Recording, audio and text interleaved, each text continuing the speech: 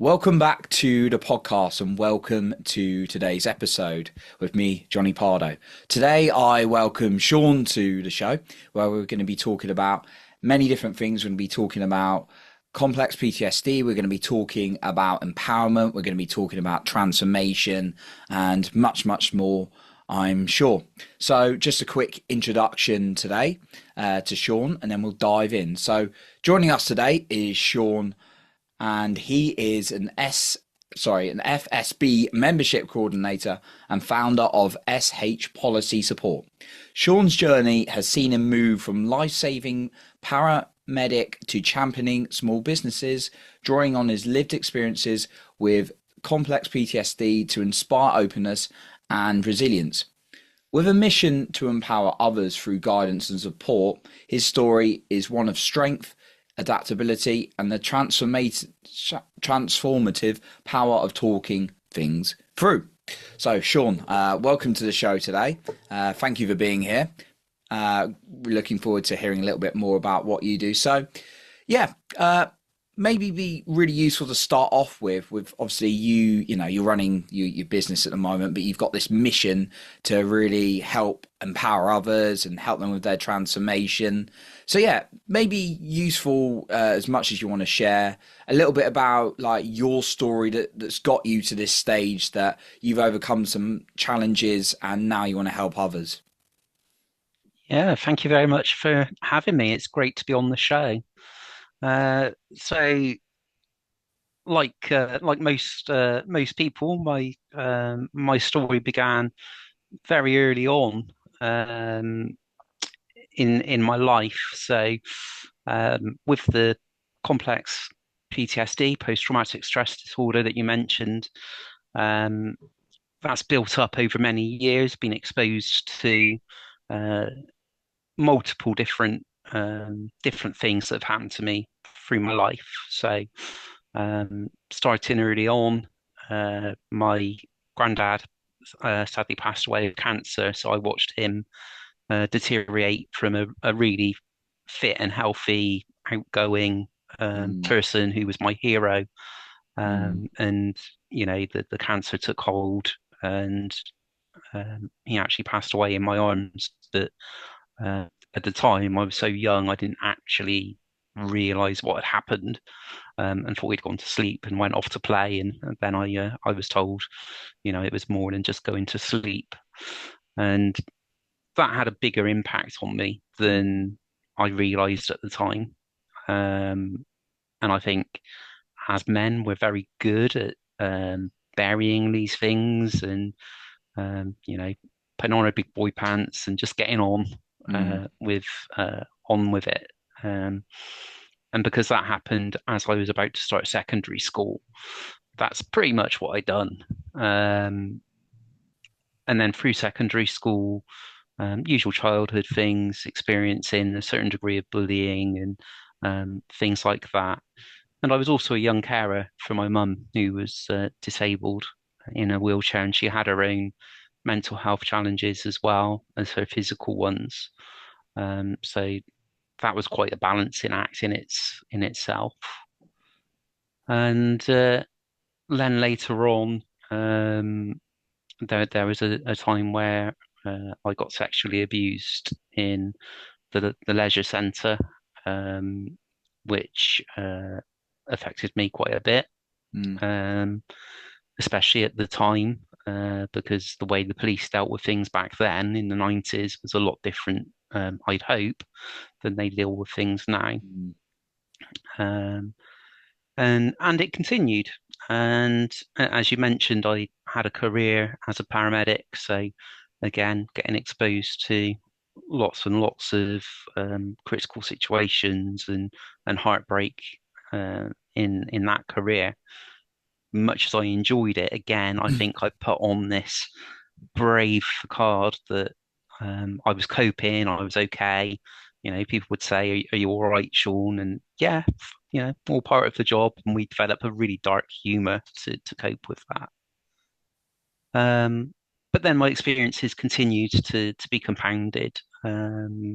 Sadly, experienced child loss. My wife had two ectopic pregnancies and 2 miscarriages. Fortunately, we've got 2 amazing children now, but as you can imagine, again, that was really hard. Um, and then I've witnessed colleagues with the pressure of the job taking their own life, and um, all of them being male, Mm, which again has an impact on you when you see that going on around you. of course. So lots and lots of stuff there. And then, Mm, of course, COVID hit. And during COVID, I had the opportunity to host a networking get together group um, for anybody, but mainly professional people. And that was started by an American called Chris. And we got dubbed as Quad Squad leaders.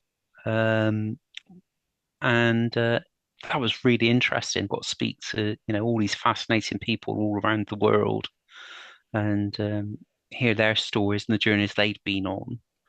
mm, And quite a few of them resonated with me. Um, and I really sort of found the importance of talking and communicating. mm, And it was around that time that I felt that perhaps I could do it better. And I discovered Toastmasters International, and that's where we met mm, um, back then. And yeah, so that kind of brought me up to the pandemic. And then through the pandemic, I was working as a healthcare manager. So um, there on the front line, trying my very best to deliver, you know, critical services with very limited resources and dealing with the backlash from people that felt that mm, they hadn't received the service that they would normally want to receive, understandably so. At the same time, seeing my own colleagues on ventilators and um, working on a shoestring uh, skeleton staff. So that was really tough, mm, but got through it. And it was at the end of it all, I think, that deep down I knew something was wrong and that I wasn't coping. And I um, changed jobs. So I came out of the role that I was doing and tried something else for a while. And I was really, really struggling. Um, the motivation had gone pretty much to zero. Just getting out of bed in the morning was a struggle. mm, The nightmares, the flashbacks from all those traumas I've mentioned and more. mm, Um, it was getting on top of me.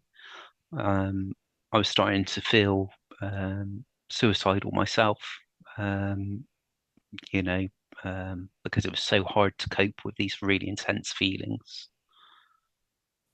Thankfully, I had a really good um, supervisor in the role that I was in who recognized that something wasn't right. And he reached out to me in a one-to-one and encouraged me to speak to the employment assistance program that they offered. And it was through that um, that I was referred back to my own GP for following it up, and subsequently um, found to have complex PTSD. And it's been accepting that was one part, um, but for me the major factor has been learning to open up more and admit that I don't have to carry all this weight on my own shoulders, that it is okay to talk, that it is okay to tell people what I've been through and what I feel. Whereas before, I'd very much shy away and keep it to myself. I wouldn't want to burden other people. Quite happy to take on their burdens mm, and what they were going through, but not so willing to share myself. So the fact I'm on this show, you know, giving all this detail to Amazing. you is a Yeah. massive achievement in itself. Um, but in Mm. terms of work, I still found it virtually impossible uh, to do that, and I was pretty much given two choices. One was that typical thing of man up and get on with it, Mm. or go on benefits. And I didn't want to do either of those things because realistically, how can you just man up? It's not that straightforward. But I didn't feel ready to throw in the towel and go on benefit either. So I found my own path. I'd always had an interest in business and wanted to do something for myself one day. I'd dabbled in it once or twice before. So I set up my own company, SH Policy Support, with the intention of helping uh, small business owners, entrepreneurs, sole traders, whatever they like to call themselves, Mm.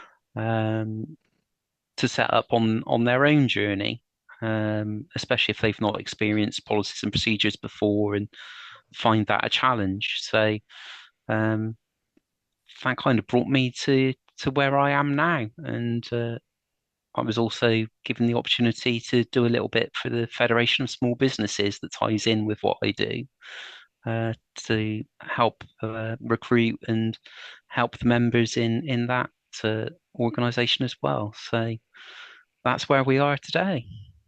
Well, thank you, Sean, for sharing all your being very open and sharing everything that you've been through, and yeah, your journey to where you are right now. Obviously, doing the business and coming away from two not very appealing options for me either, personally. What they sounded like, pushing away your feelings, which is an extremely unhealthy thing that kind of makes me a little bit mad in hearing about it. And then the other one is, you know, going on benefits. So good for you for starting up your business and getting out there with what you're doing now and helping other people, obviously, with small businesses. For you now, you mentioned you started realizing the importance about like talking about it with people over the last like two or few years, as you kind of like went into that event with like which was Chris was leading and then going through like Toastmasters and then going into like having the complex PTSD diagnosed. For you, like, is there anything that you find useful as a sort of like regular practice that you're doing now, in addition to speaking to people? Yeah, so um, the the real challenge for me was the insight to that self-care Mm, and self-worth, because what I didn't know, mm, and looking back, it was quite clear that it was there all the way through my journey, was this element of imposter syndrome. mm, And I'd strive and strive and strive to achieve something. But then when I'd achieve it, I'd feel like I wasn't good enough and I didn't actually deserve it. And, all these negative, thoughts and self-destructive thoughts. So, I've learned to take a bit more mindfulness, I suppose, is one way of describing it, but using positive affirmation um, is is really helping. When I get into that downward spiral, um, I've learned through some of the counselling that I've received to be able to work through that and look back and identify the positive things that I've done, and what I've achieved in a way now that I can accept them and feel grateful that I've achieved them, as opposed to beating myself up and thinking I'm a fraud and I shouldn't have ever done that. mm, mm. Yeah, I think it's something I regularly hear like from people. I've certainly like even coached in the past. It's I feel imposter or what haven't I done? But no, for your journey, it's great that you'll recognise even putting in the practice and practice sometimes takes a bit of time. When I've personally found to kind of get these things, it's not an overnight thing, right? I don't know if you felt similar. Um, Absolutely. yeah, go like trying to like re-taught yourself into a new language that's kind of not beating yourself up and the imposter syndrome. So no, powerful, powerful practice. So yeah, with like someone who's perhaps a little bit stuck, they're like, oh, right, I'm in my head, I'm not feeling so good. How can, and maybe they feel like they don't have the support. Is there any guidance you could like offer that individual? Because I know loneliness in particular can be a huge thing, and feeling like we're isolated or feeling like we're lonely. Absolutely. I think, even when you're surrounded by people, a loving family, your Mm, colleagues, you might even have a great social network, and you can still feel lonely in the middle of all of that, um, which can be really, really tough as well. So, yeah, it really comes down to that finding the inner strength to speak out. That is the first step, or it certainly was for me. The moment that I was able to go to that employment assistance program and open up and be honest, um, it was like a huge weight immediately lifted. Um, and then it snowballed. My story, I was probably very lucky. I hear all the time of people saying the mental health services have let them down and they've really struggled. mm, But for me, I couldn't have asked for more. The GP was absolutely fantastic. There's a mental health worker in our GP practice who I see regularly, has been fantastic as well. The community mental health team assessed me and were involved. Again, they were fantastic. And in terms of speaking and talking, it really helps to be around people that are in a similar place to you. So a couple of the things I done was attend support groups. So you've probably heard of Andy's Manclub, um, which is a national charity set up after, um, uh, unfortunately, another suicide event. And they support people all through the country with these groups where you meet together and there's no judgment. You're all in the same sort of space. It's a safe space. And you pass a ball around the room, and when you've got the ball, it's your turn if you want to. There's no pressure to, but it's your turn if you want to speak. And they formulate that in a 3 or 4 questions during the evening. Um, so that was really good. And similarly, I got signposted to one of our local support um, groups called Man Alive. mm, Um, and you mentioned loneliness, and really, Man Alive caters for that in providing a community and a friendship group. Um, but again, it's a safe space, and they host different things, and they have well-being people come in and talk from time to time as well. So I think, there are things out there, but they're not immediately obvious, and they can be quite hard to find. So I was lucky that I had the signposting to be able to access those things. mm. I know there's yeah quite a few things out there. Like Samaritans is one that comes to the top of my mind as well, which is a great kind of like free helpline as well. Could people sign up to? Absolutely. And I think, Johnny, the thing with the Samaritans is there's no shame in using them. They're completely anonymous. I got in touch with them a couple of times when I was really at my worst, Mm, and yeah, really, really grateful that they were there. mm. I trained, yeah, trained in a certain way to kind of listen to you. That's really good. Yeah, I know family members sort of part of it. So, and even the skills they've been able to develop in themselves and sort of be there for people is really good. So it's great. You reached out to them as well. and found that support. Yeah, I think what I kind of was just gonna ask you a little bit more about is when, someone's under pressure a little bit at work. Like I think a lot of us can honestly relate to being under some kind of pressure in either work or business.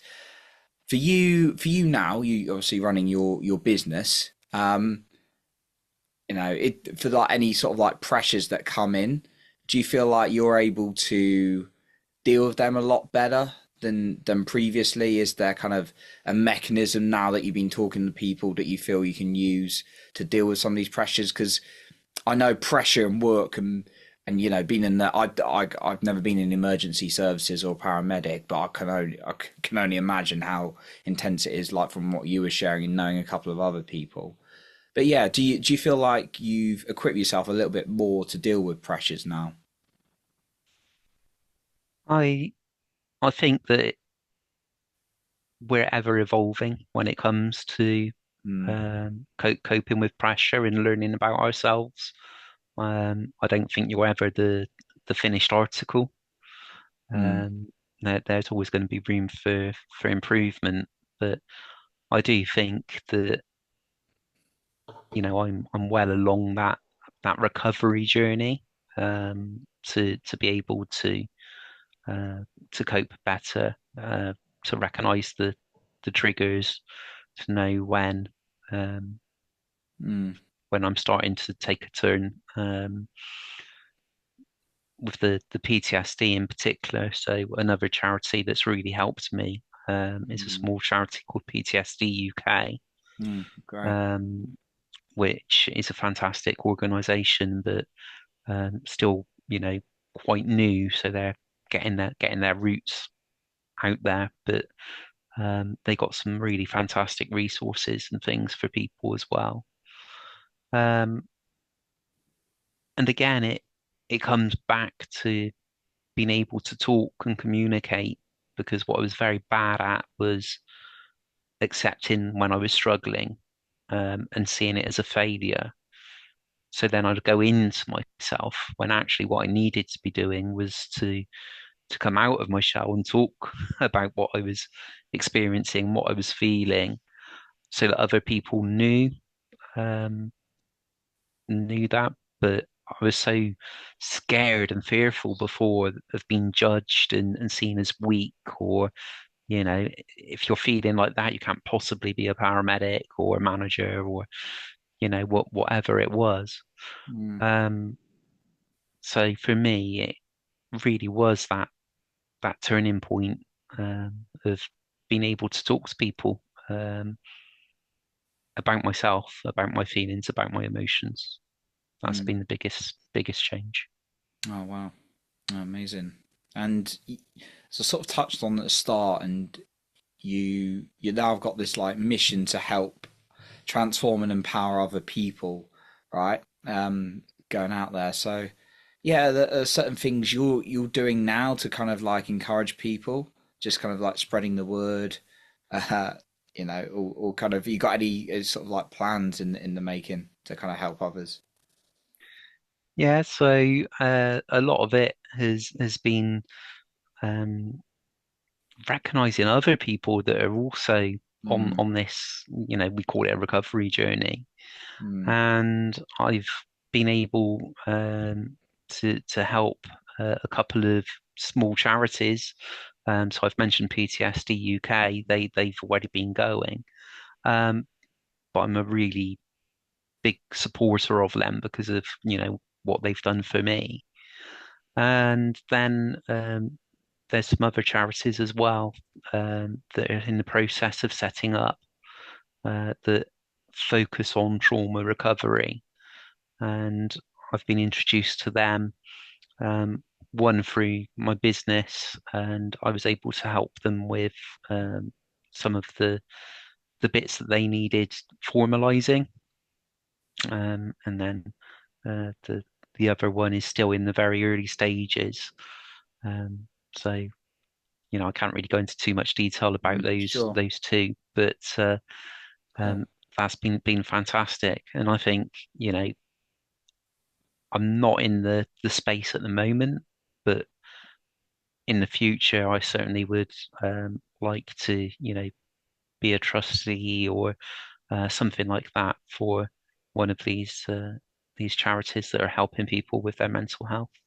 Oh, amazing. Love it, Sean. And I just kind of want to touch on like one last thing, given you said that you sort of touched on maybe not in space now, and I've certainly been in like times where I'm like, right, I can get involved with that now, and I need some more me time, I need some more recovery, and balancing that. Have you found that through your journey? Because honestly, like when I've been in really, we're all in different situations. We could all be in different situations, but I've been in those times when it's been very dark and not felt good and not felt good about life. And I like struggle to get out of bed. So when you said that, I've definitely relate to that. And what I found is like it's sometimes just doing the minimal, the very simple things rather than today. I'm like interviewing people. So obviously I'm in good energy right now, right? And I'm doing a lot of work. But for you, have you found that on your journey? There's some times where it's just you have to keep it very simple, and then other days you feel like there's a little bit more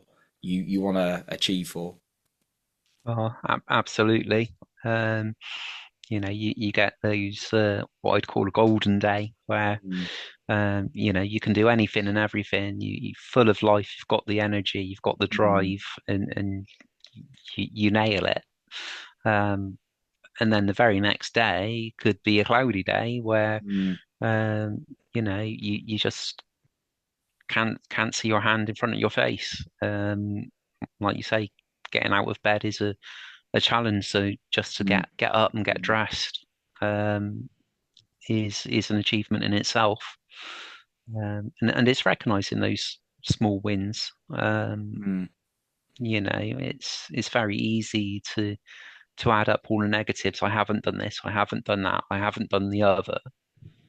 But actually, if you were to get a blank piece of paper and write down what you have done, mm, it's surprising how much, you do, but because it's part of normal or everyday life, um, you don't see it as an achievement. mm. So it's a good exercise to do. I love that. Yeah. I yeah, writing it down. I think even I don't know if you've come across Brendan Bouchard. He's you have, yeah, he's a Fantastic author. Yeah. yeah, fantastic author, high performance habits, great speaker, great like high performance coach. Yeah, he was. I remember him sharing on YouTube and like talking about when he was in the really like the worst time of his life and pretty much suicidal. And he said getting up and having a shower for him was like a win. Like that was a huge win for him. And then, yeah, obviously he's developed strategies and things from then. He's transforming lives, and by being here, you're transforming lives as well. But yeah, it's not to beat myself up. I've learned personally, so I'm glad you can kind of share where you've been as well. So yeah, thank you, Sean, and just noting those wins. Which are easy to beat ourselves up, but noting those wins, so that's awesome. I love you said that. So yeah, Sean. Just as we sort of like round off here today, thank you once again for everything you've shared. Be really great to hear where if there's anything you want to share, like if people want to find out about what you're doing or your business or anything, if there's something you'd like to share, and yeah, if there's any maybe final point or you just want to recap anything today, that'd be great.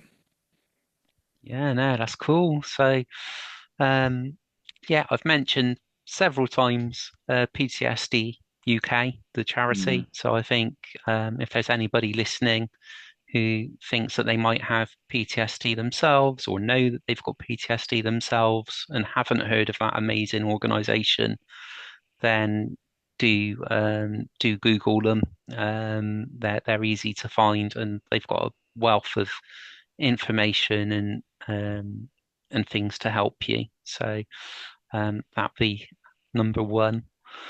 Um, from a little bit of a plug point of view, if there's any small business owners listening that might be interested in getting some help with their policies and procedures and mm, anything one like step. that, then Mm, please do. reach out to me, the easiest way is to go to hop.bio/SHPS UK. And that's got all my links. It's a bit of a link tree with everything there. And as a final note, just to say the importance of talking. You might not feel like it. It may feel totally alien and counterintuitive to you at the time. But if you can find it in yourself to reach out and talk to somebody that you trust, or like in my case, the employment assistance program, then it can be a life-changing thing for you. So please do. Thank you, Sean. I'll be sure to link all that up. And yeah, sorry, I'm knocking my mic over. Some really important organisations there to link with, and charities out there. So yeah, appreciate you being on the show today, Sean. So Thank you. It's been yeah, great to be here. of course. So that concludes our episode for today. And remember to lead with your heart and not with fear.